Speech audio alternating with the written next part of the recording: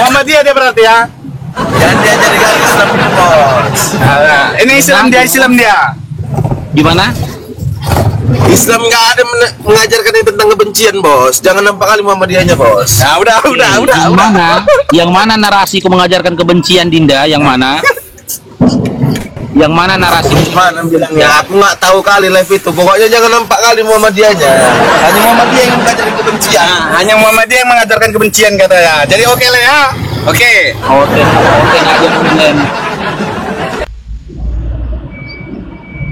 Siapa pula yang mengajarkan kebencian? Kalau kau katakan aku mengajarkan kebencian, ya berarti dalil yang aku sampaikan yang penuh kebencian. Jika seseorang datang kepadaku dan dia tidak membenci ayahnya, ibunya, istrinya, dan anak-anaknya, di mana tertulis itu? Hope ini pun ngapain sih Hope ini? Orang mau naik Regar, naik Dinda.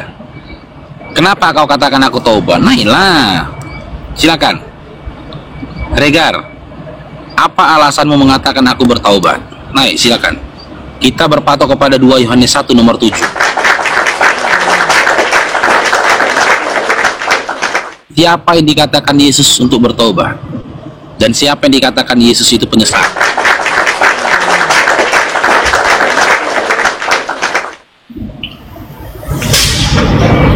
Sepi penonton Kofaruk. Iyalah, baru 1 menit aku live. Humba, selamat bergabung Humba. Selamat bergabung, Bang Faruk.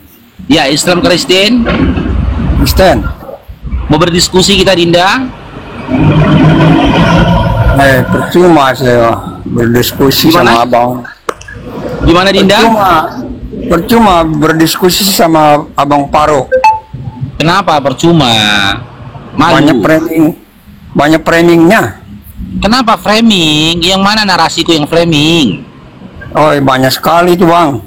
Yang mana? Sebut satu saja lah. Makanya saya bingung Abang Faruk ini. Coba ini kita kaji nih. Katanya agama Islam, tapi kok pintar sekali bahas agama Kristen ya, Bang? Karena saya mantan Kristen. Makanya banyak yang bilang bertobatlah. Karena saya mantan Kristen. Saya mantan Kristen, 27 tahun saya Kristen. Bertahun-tahun saya baca Bible. Jadi Hebat. saya paham Bible. Ya.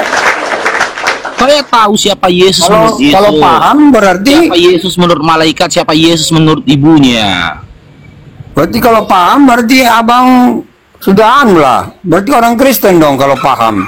Gimana? Kalau Abang Faruk paham Bible berarti kan Kristen dong, bukan mualaf. Gimana? Oke. Atas dasar apa Anda katakan jika memahami Bible adalah Kristen? Iya kan?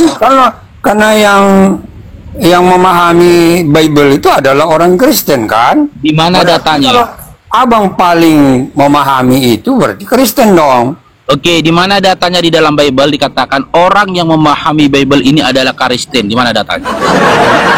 Ya memang nggak ada. Itu kan memang itu pemahaman kan, kepercayaan.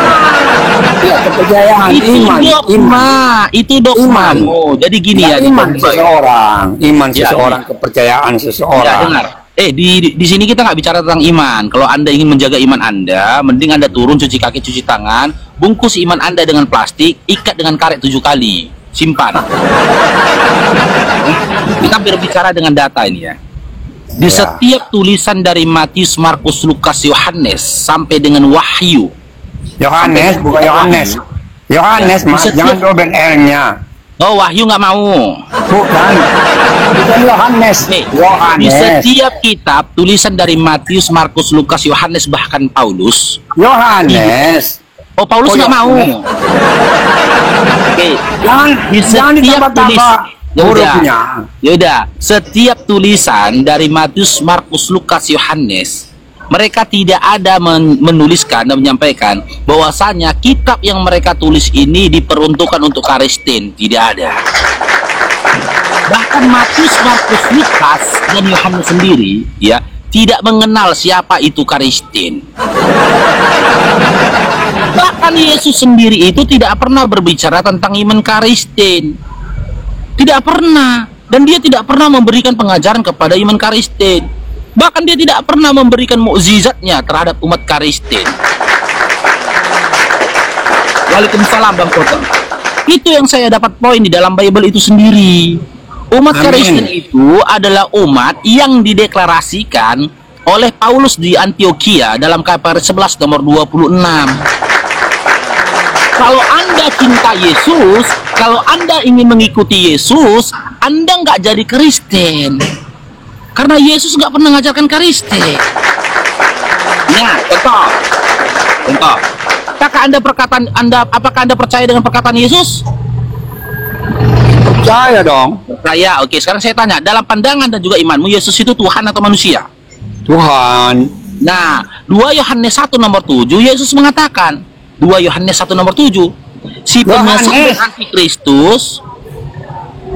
penyesat dan antikristus ialah mereka yang nggak percaya kalau Yesus manusia. Sementara dalam pandangan Anda, Yesus itu Tuhan. Bilangan 22 nomor 19 dikatakan Tuhan bukan manusia. Sekarang menurut Yesus, si penyesat itu siapa? Saya apa Anda? Ya, yang ngomong ini. Di dalam 2 Yohanes 1 nomor 7, Yesus mengatakan, si penyesat itu yang nggak percaya dia manusia. Sekarang saya tanya, dalam iman dan pemahamanmu, Yesus Tuhan atau manusia? Tuhan dong. Nah, berarti si penyesat siapa? Yang bicara ini. Berarti syarat menjadi oten harus mematikan akalnya. Abang Faruk pernah menyampaikan pengajaran terhadap iman Kristen. Abang pindah agama karena apa dulu? Gimana? Abang jadi mualaf itu karena apa dulu penyebabnya? Awalnya itu Dinda, ya, saya berniat untuk mendalami Bible. Saya sampai nggak kerja loh. Saya nganggur 3 tahun. Ya. Hanya untuk mendalami Bible, bahkan hampir 4 tahun itu. Ya. Saya ingin mendekatkan diri pada Bible, ya kan? Tapi ketika saya baca Bible, saya dapat fakta yang mengejutkan. Yang pertama, Yesus nggak pernah menyatakan dirinya Tuhan dan juga sesembahan. Bahkan Yesus itu sendiri bertuhan. Bukan dia Tuhan, tapi dia bertuhan.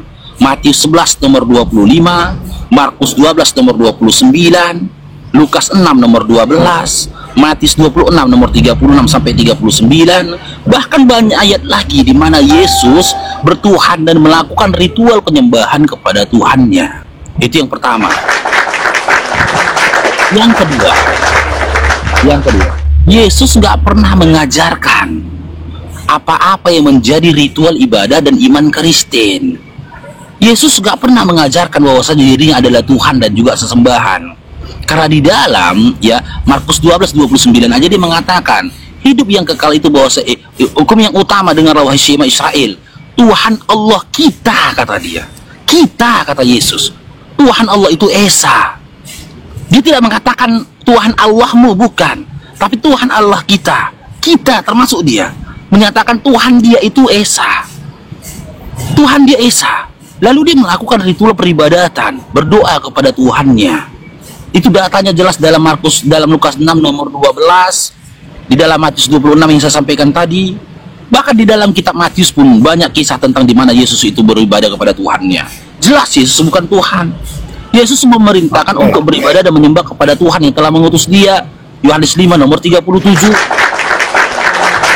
Lalu aku mencoba untuk mengetahui siapa itu Yesus menurut Yesus. Yesus menyatakan dirinya manusia.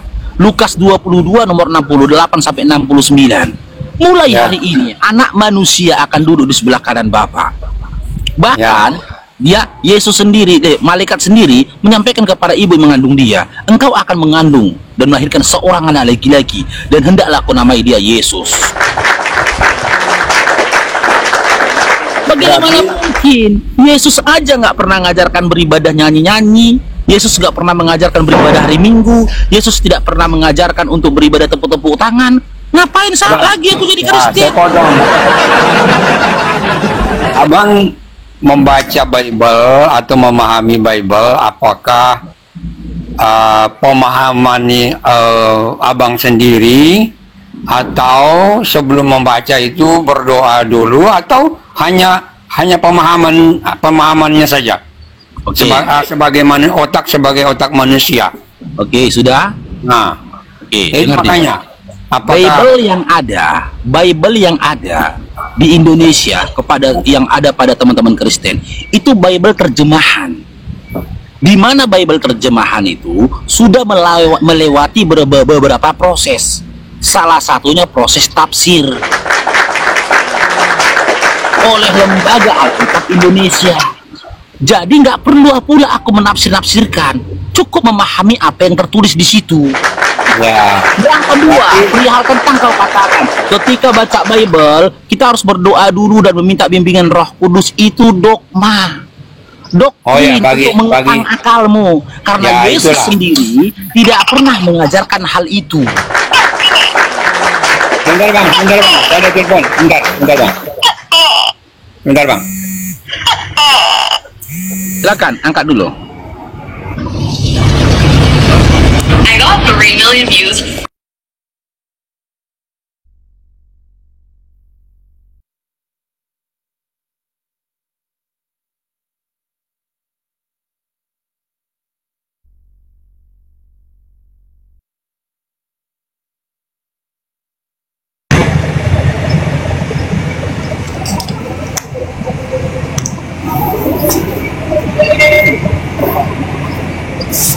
Bentar teman-teman ya.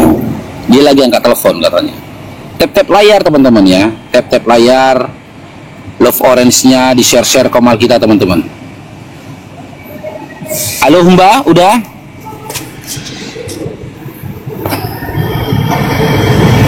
Humba?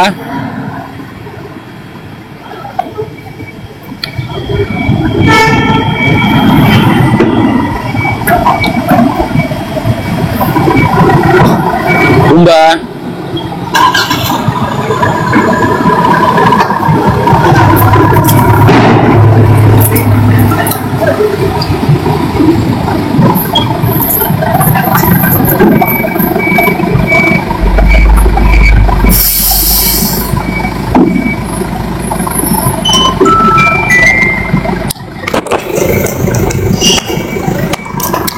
Bang Faruk di sini berupaya untuk menyelamatkan jiwa-jiwa Dinda Niken. Jiwa-jiwa yang tersesat. Caindrong diberkatilah Bang Calon. Aku berupaya menyelamatkan kalian ya dari kesesatan kalian. Ya, niatku itu adalah supaya peradaban manusia ini diselamatkan. Kalaulah manusia ini didominasi oleh orang-orang seperti kalian, maka peradaban manusia akan berhenti, hancur peradaban. Dinda Nikennya, Arnal naik, Dinda naik. Yang mau naik silakan naik. Niken naik, silakan. Sebenarnya yang kalian benci itu bukan wajahku ataupun fisikku. Yang kalian benci itu pengetahuanku. Pengetahuanku yang kalian benci. Waalaikumsalam warahmatullahi wabarakatuh. Kalian naik Niken. Yang ku baca itu Bible kalian. Kenapa kalian kejang-kejang?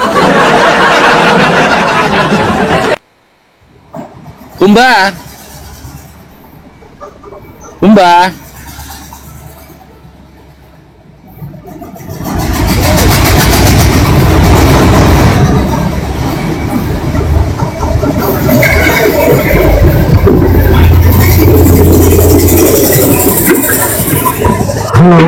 Halo, Isni mah. Halo, Ya, Islam Kristen. halo, Ya, dengar-dengar Islam Kristen. saya mau tanya dirimu, tunjukkanlah Muhammad bermujizat dari Allah SWT-mu. Coba tunjukkan, mana? Ya, Aku Dinda lihat Islam kalau Kristen, Dinda Allah Kisni. SWT-mu hidup, coba tunjukkan. Iya, Tunjukkan Dinda buat ini Islam Kristen. Halo, Iya, kamu Islam apa Kristen? Saya Kristen. Saya mau tanya Allah itu hidup atau enggak? Aku mau tanya. Gimana? Allah SWT hidup enggak? Hidup apa tidak? Ya, hidup atau tidak? Oke, Ada Anda mau mukjizat data atau bukti? Mukjizat yang diturunkan ke Muhammad sampai ke ulama atau ustaz. Coba kau buktikan. Tunjukkan. Iya, Anda mau perbuatan, Anda mau melihat dari perbuatan atau dari data tentang maha hidupnya Allah. Tunjukkan, jangan buat olmo. Kau tunjukkan mana ulama bisa. Yang abang tanyakan ke kamu, kamu mau data yang saya tunjukkan atau perbuatan yang saya tunjukkan? Allahmu hidup enggak? Allahmu hidup enggak? Hidup.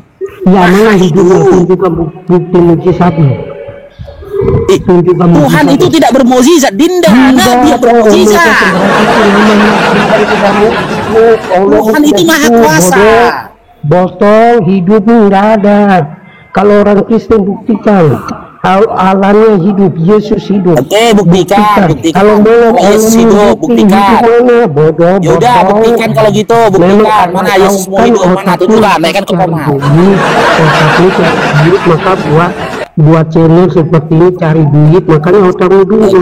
Oke, kita uji ya. Bismillahirrahmanirrahim. Karena Nah, kau turunkan, sekarang naik, kau minta pertolongan Tuhanmu, silakan buktikan. Atas izin Tuhanku, turun kau dari komalku. Sekarang naik kau ke atas, minta pertolongan Tuhanmu, silakan. Ya, minta pertolongan Tuhanmu, Kisni, silakan. Gak mampu kan, berarti Tuhanmu gak hidup. Oke, Humba, sekarang saya yang bertanya ke kamu, Humba, coba. Alah, jauh lagi dia, Pak. Humba? Oke, sekarang saya tanya ke kamu, kenapa kamu masih Kristen? Oh, mau tahu banget. Jijik kali ya kayak gitu. Ya anak alay pula itu. Mau tahu apa mau tahu banget? Mau tahu tungki? Kenapa masih Kristen? Saya tanya dulu, mau tahu banget. Mau tahu saja apa mau tahu banget? Ya Allah ya Tuhanku, udah tua kau Humba. Jawab dulu toh. Kan Anda Ya, terserah dalam mau pemahaman, terserah dalam pemahamanmu mau tahu banget atau mau tahu aja. nggak mau. Harus dijelaskan mau tahu saja atau mau tahu banget. Dah turunlah di apa Humba ya, malu aku kayak anak-anak udah. Kayak anak-anak kayak gitu. Gila pula aku jadi. Syair drong diberkatilah Bunda Swi, diberkatilah kau Bunda beserta istri anak-anakmu. Gila kayak gitu bang, kayak anak kecil. Mau tahu aja, mau tahu banget, isi Allah.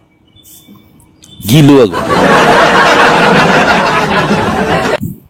Naik Mamin. Cair drong diberkatilah Bunda Sweet, diberkatilah suami dan anak-anakmu. Hidupmu akan jadi berkat buat orang lain. Berkat itu akan bertumbuh hingga menghadirkan buah-buah roh yang baru.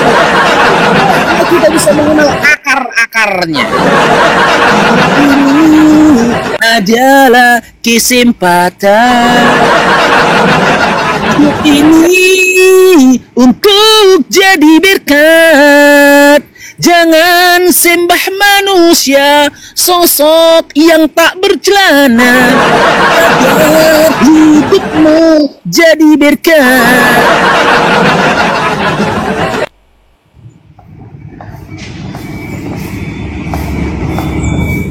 Barakallahu fikum Bunda, jazakillah khair.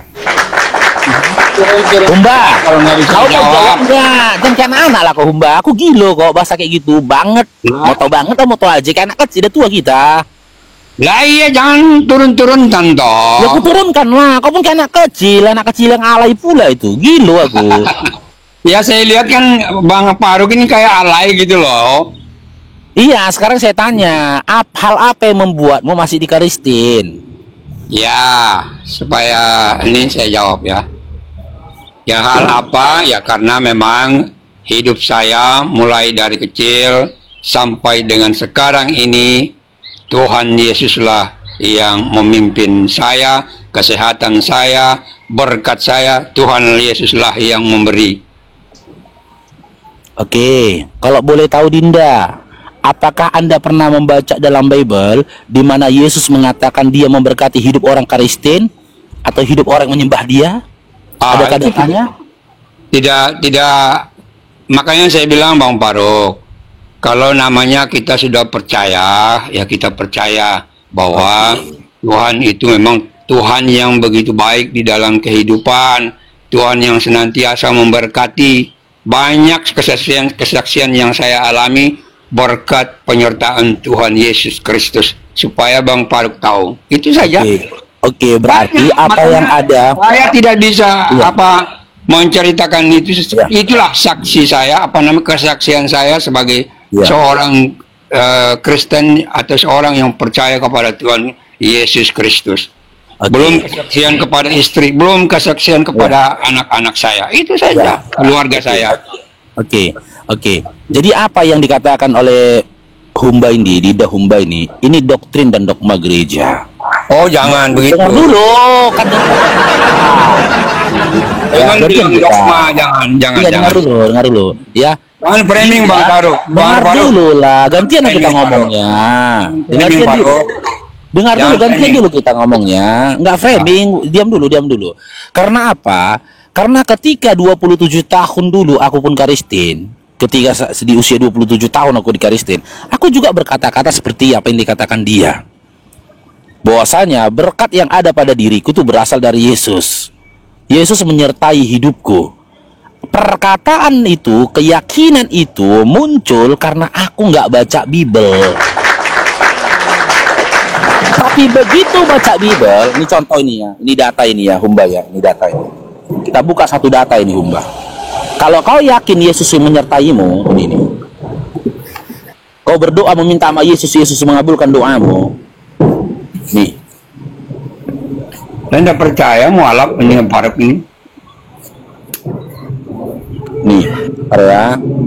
Nah, kalau kau yakin, kau berdoa meminta pada Yesus, Yesus mengabulkan doamu. Lantas dalam Lukas 6 nomor 12 ini, Yesus berdoa dan meminta kepada siapa?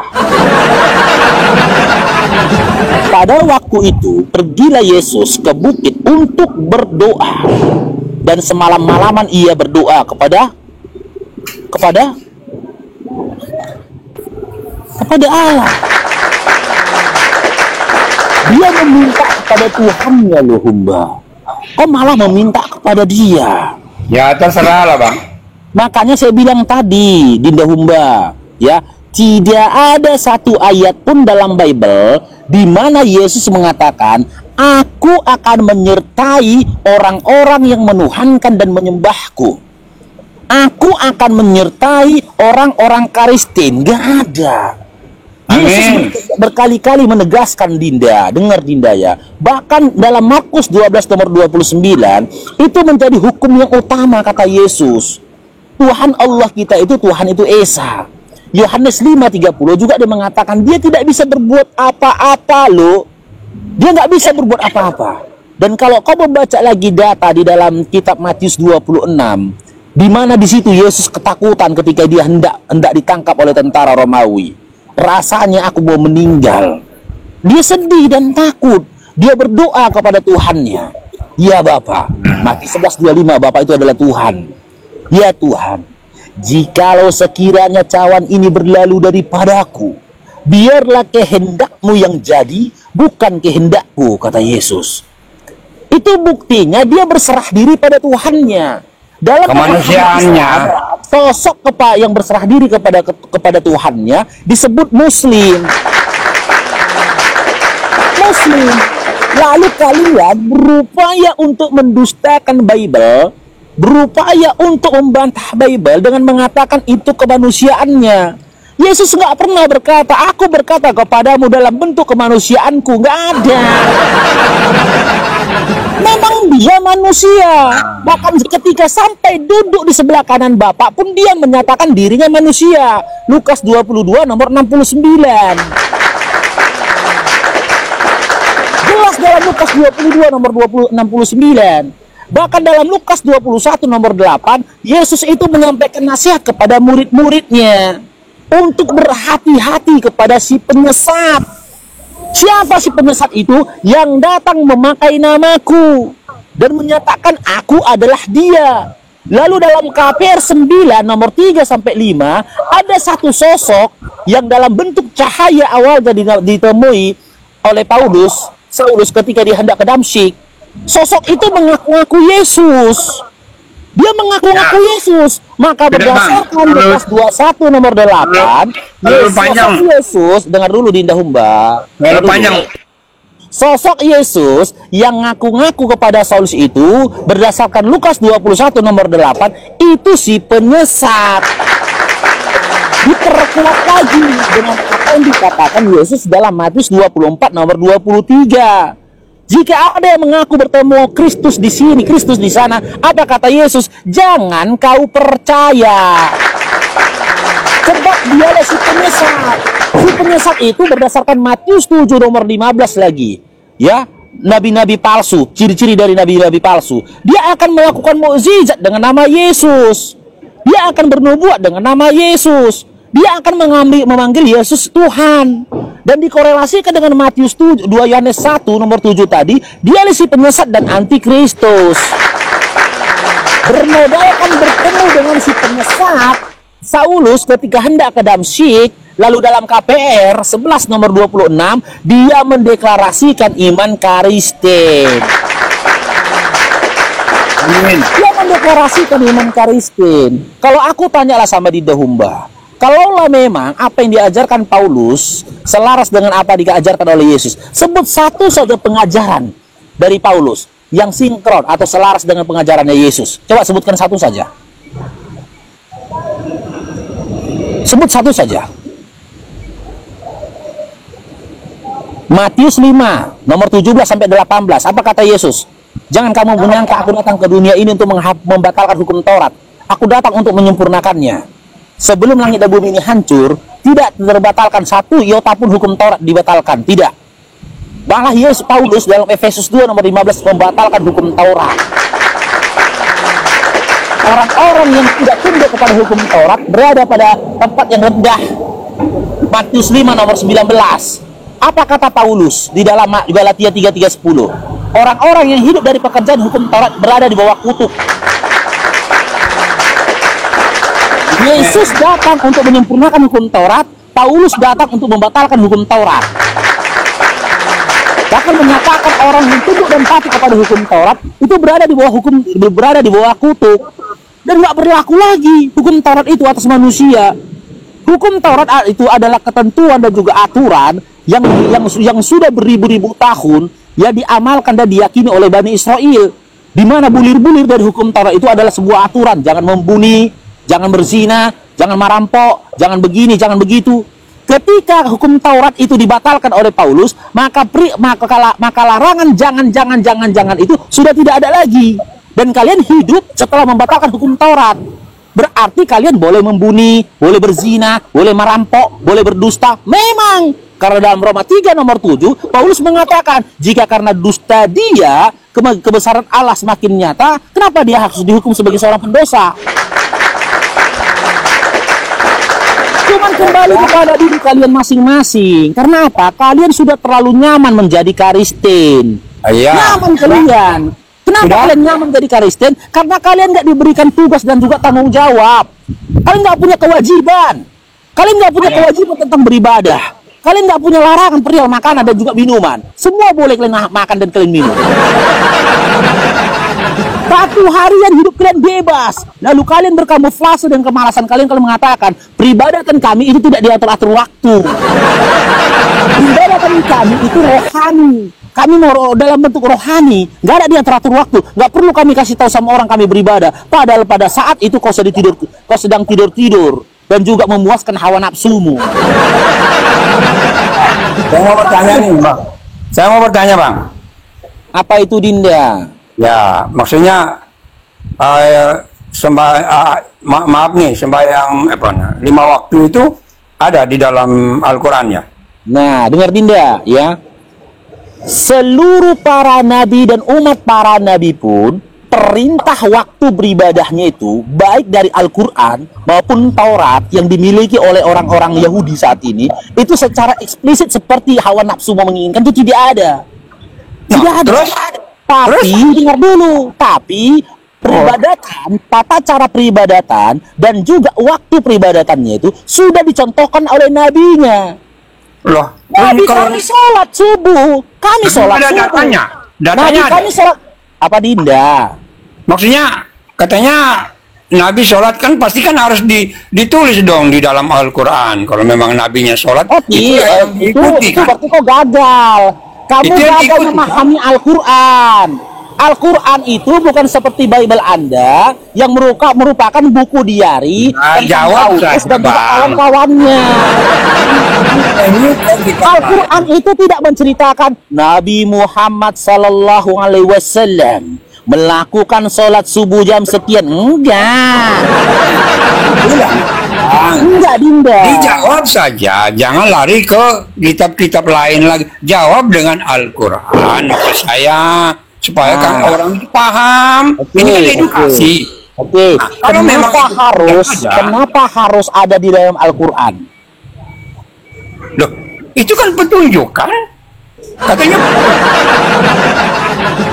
Di dalam Al-Quran, dalam surah An-Nisa, kami diperintahkan ati Allah wa ati Rasul.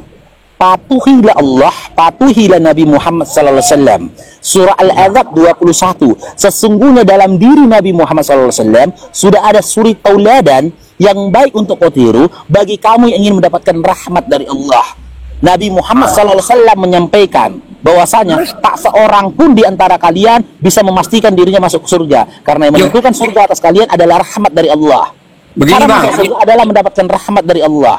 Nabi Begini, Bang. Allah langsung, dengar dulu Dinda, Allah langsung yang memerintahkan kami untuk mengikuti Nabi. Ya. Di dalam hadis dikisahkan ya, Nabi kami sholat subuh, sholat zuhur, sholat maghrib, sholat Al-Quran isya. bukan hadis, Bang. Nah, kalau di dalam Al-Quran, Dinda, dengar Dinda, kalau tertulis di dalam Al-Quran, lantas apa fungsinya Nabi? Nggak bisa Apa begitu, fungsi Bang. Nabi? Maaf nih, Bang. Aku cukup fair ketika aku mau dengar dulu Dinda Humba. Ketika aku mirroring kepada Anda, aku cukup fair. Aku tidak minta kepada kalian ya perintah ke gereja hari Minggu dari Bapak, tidak. Ya kan Perintah ke sering gereja juga hari Minggu dari disampaikan, Bible, tidak. toh. Tapi saya minta kepada Anda, ya, pernahkah Yesus mengajarkan tata Bang. cara ke gereja hari Minggu? Ini jawab apa? Jawab apa, Bang Faruk? Nggak fokus, Bang Faruk ini. Oh, saya pertanyakan ini. Jangan lari lagi ke kitab lain lagi, saya tahu. Kan sholat, ya kan? Mohon maaf. Kan sholat itu 5 waktu. Nah, maksud saya kan menurut Al-Quran itu adalah Alkitab yang menjelaskan segala sesuatu, ya kan? Datanya di mana, Dinda? Al-Quran itu apa? Surah Al-Baqarah 185. Kalau kau tanya Al-Quran itu apa? Hudalinnas, petunjuk untuk umat manusia. Ya, betul, itu petunjuk kan? Iya.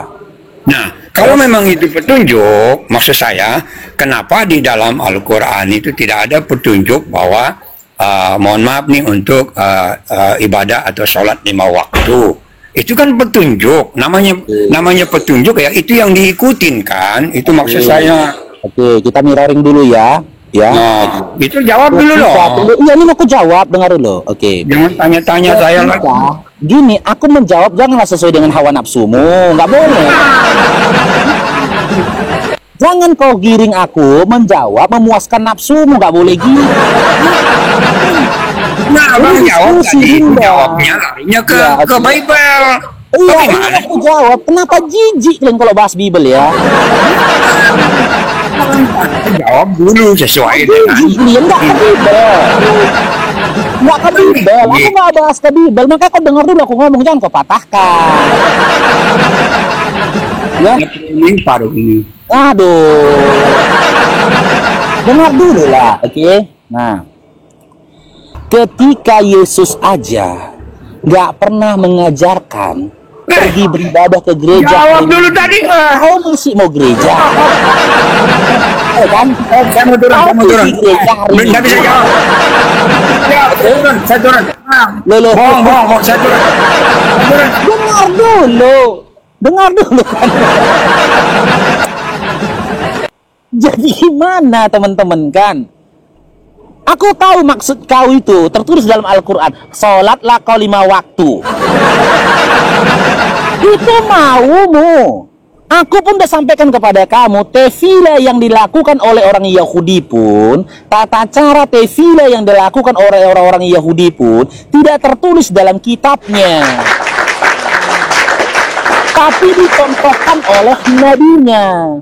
Teman-teman jangan salah paham, teman-teman muslim. Yang dia minta sholat 5 waktu tertulis.